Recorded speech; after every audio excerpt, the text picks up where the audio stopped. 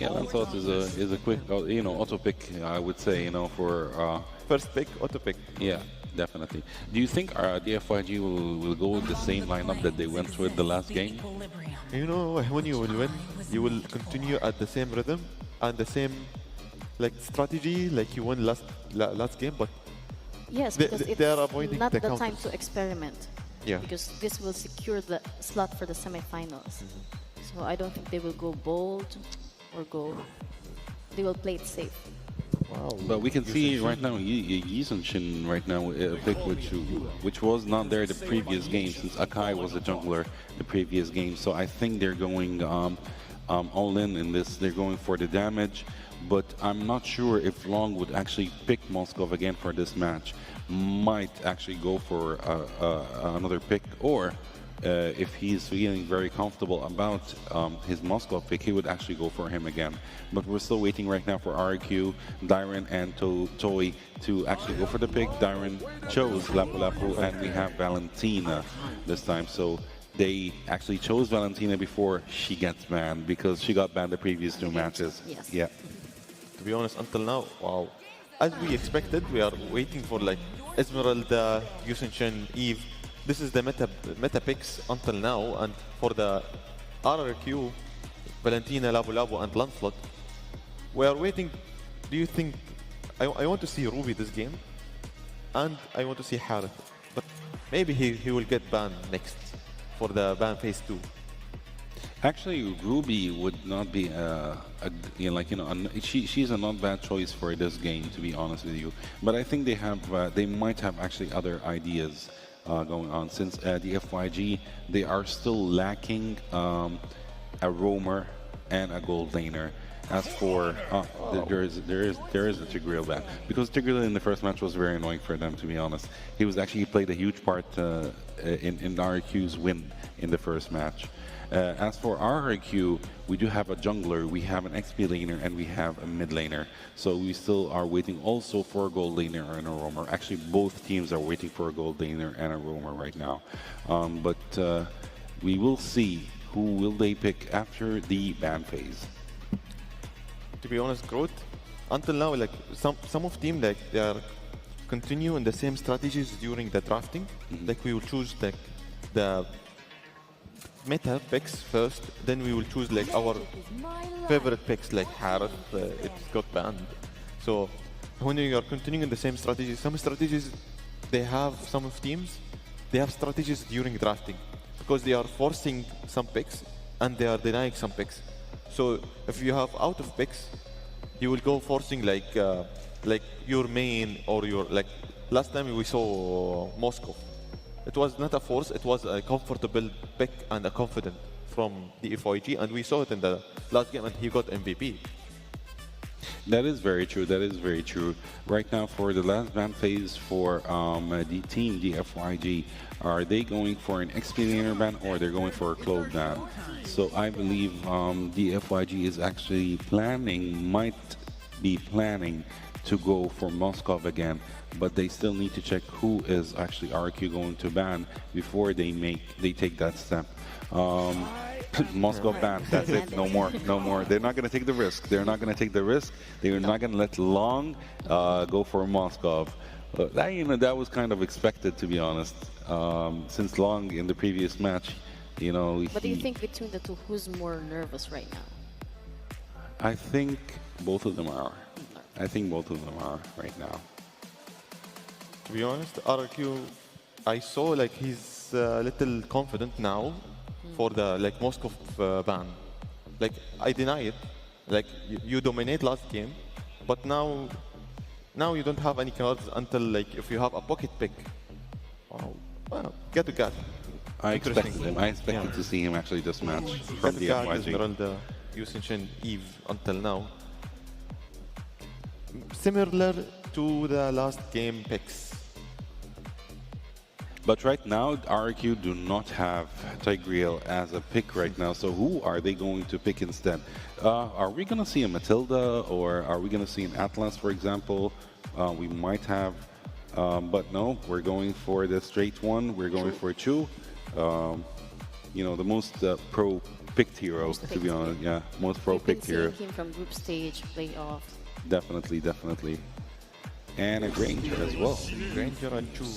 To be honest, if you are choosing Chu against Eve, this is the perfect pick. Also Yusin Shin. Because Chu, it's like a stealer, like a ninja. They will knock your the opponent, and it's a free kill for the other team. Wait. Are we saying Vayne today? Wow. Will we actually see Vayne At the today? last pick? I don't think so. DFYG, they will surprise us. They're playing us. That would be a huge surprise, but I don't think they would Teasing. go for Vayne. Yes. Will they take the risk and go for Ling? This is actually a long shot, but they might actually do that. Ruby. There we go. You wanted Ruby? There you go. You got Ruby. He was waiting for it. You got it. You got Ruby. This is going to be such a tanky game for DFYG, and RRQ are might have actually a hard time winning this match if it goes to late game. If they win the early game and they got the objectives and like the snowball for early game for RRQ handle. But you know, there is a problem with DFYG's picks right now. The draft pick is that they don't have that much burst damage. The only burst damage is coming from Yisun Shin from DFYG. On the other hand, with RRQ, we have burst damage from Lancelot, and we have it from Granger as well. So this is going to be Let's watch for the game 3. Yeah, this is going to be very hard. Yes, drafts are locked. One team drafted to close, and one team drafted to disrupt.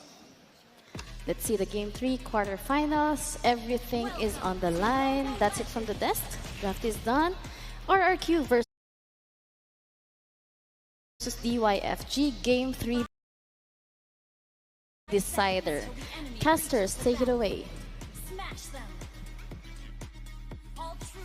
Game number 3, and we're back with Sutsujin on the Lancelot and Super Ken on this Yisun Shin.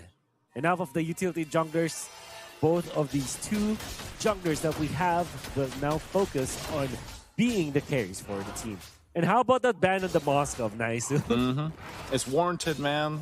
You know, I know our panel was discussing, like, do you think they'd ban out the Moskov? And I think that's a good question to have, just because of the performance that Long had it in the last game, and knowing his history with that hero as well, you know, and sometimes it's just better to go ahead. It was the last ban, might as well just do it, you know, just to kind of narrow down the choices there. But this is, like, we've seen the Ruby and the gold lane time and time again. It works great. It can be devastating. There's an early flicker from Yi1 from that aggressive play from Edok, but you know, nonetheless, that's the main point. Every single time that we do see this Ruby, since technically we do see a lot of double fighter with the Yisun Shin lineup, it always runs into the same problem, man, which is usually on late game base, you know, offenses. Like, you don't have that range that you traditionally would have in comparison to having a marksman, right? And so we have seen games completely get turned over on their head, even with an advantage or a lead, with lineups like this that DFYG has. So that's probably the biggest problem that they're going to run into with this. And then, of course, I think part of this equation is, what does Rins take for the ultimates, depending on how they want to approach the fights. Yep. Which, I think in the first turtle, you are going to be rewarded if you pick up the real-world penetration. Vel back on the Esmeralda. I think this is the third time that they will be playing Lapu Lapu versus the Esmeralda. Yep. So far, it's been 1-1. Let's see what is going to be the first turtle fight here for our team. Hey, Rins has his RWM. Just going to hold on to it. Edok not level 4 just yet. Neither is Zed, so this turtle will start up. But look who's making his way, looking to join this fight at level 4, threatening with that I'm offended. Mountain Shocker are going to be used. They're going to go for it. Super Ken will secure the turtle, and RQ on the run, trying to get away. AOG, great G-Kundo to keep Zed from getting that unbreakable taunt off. Long, you know, it's sometimes so good to see like a good flicker, I'm offended play, or you go to the backlines as the Ruby and get the surprise second skill into the ultimate. But you saw what Long did. He's literally casually walked in front of the members of RQ Hoshi, inside the turtle pit, nailed the I'm offended on the perfect target. DFYG casually took that first turtle in front of RRQ. Like it's nothing. Like it's target practice for them. That is... It's long, man. It's the long effect. It's the long effect. You know, right now, DFYG is going to take the fight. They take out Edok so quickly, and Vel potentially going to be next here in the trade. Dyron isn't able to get it, so Rins falls, and now another big pickup for DFYG as they find 2. Oh, what happened to RRQ Hoshi? It seems like all the fight in them just petered out. Vel, can you survive this? Nah. Good thing it's Sitsujin to collect that kill. They also denied a cart away from the Esmeralda, so this is going to be massive for RRQ Hoshi. I think that they will probably reduce the gold deficit into just 1,000 gold after that. Especially because Toy is now double laning.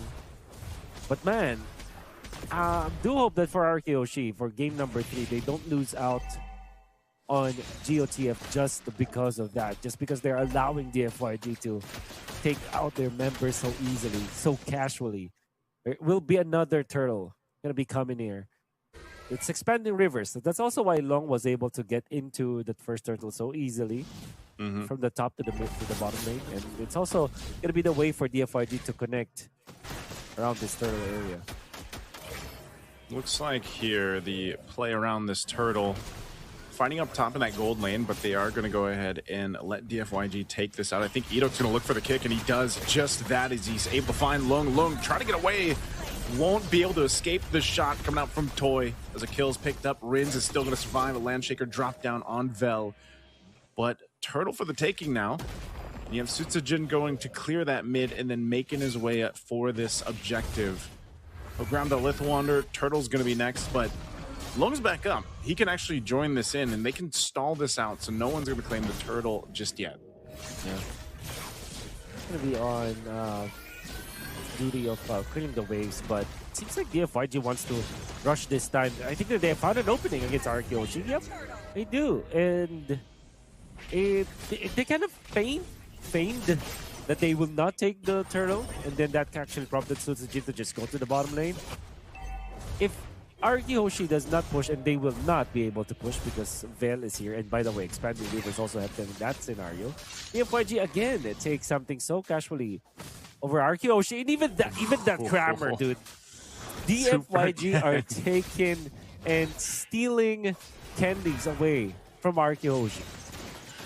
Yeah, Super Ken. Like you said, you know, he's got a ton of experience playing against Sutsujin here in the past, and, you know, it shows. DFYG holding on to that 2,000 gold lead right now. Nothing major, but it is still something, and that could be the reason why RRQ Hoshi decided not to fight into that second turtle. You know, they want to give themselves a little bit more time to scale up and build up here.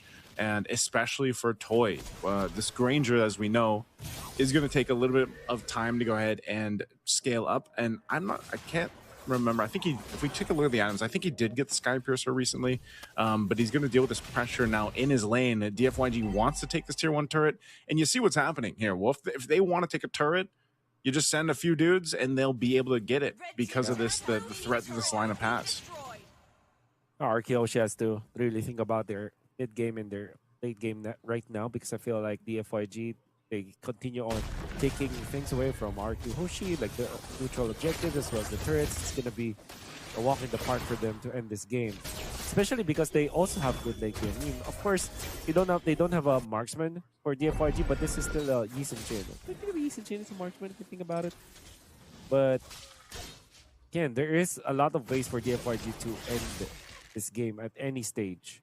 So if RRQ Hoshi does not find the opening for Sutsujin to wreak havoc, as well as find the timing for Toy to be activated, this is going to be DFYG advancing in this playoff.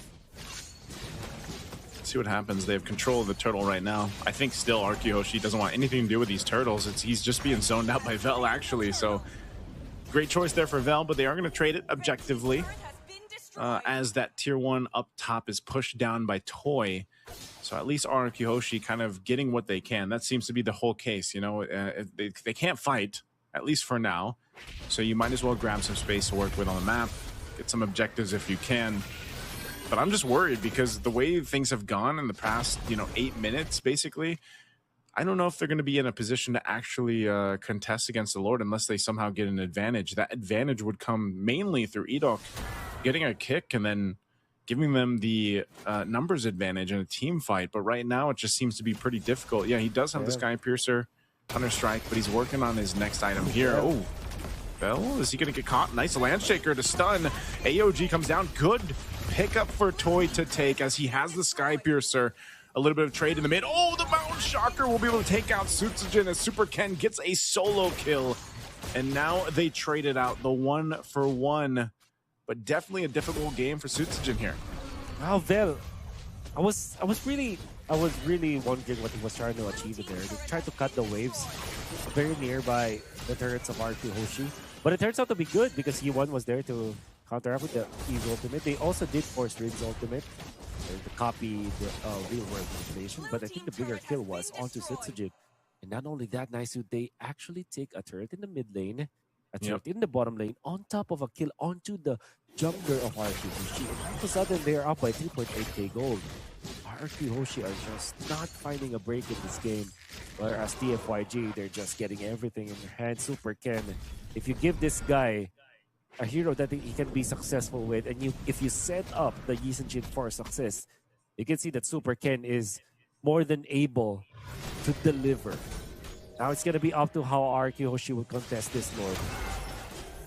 Yeah, I guess they're going to go for it. Conceal is going to be used just to push into this territory here.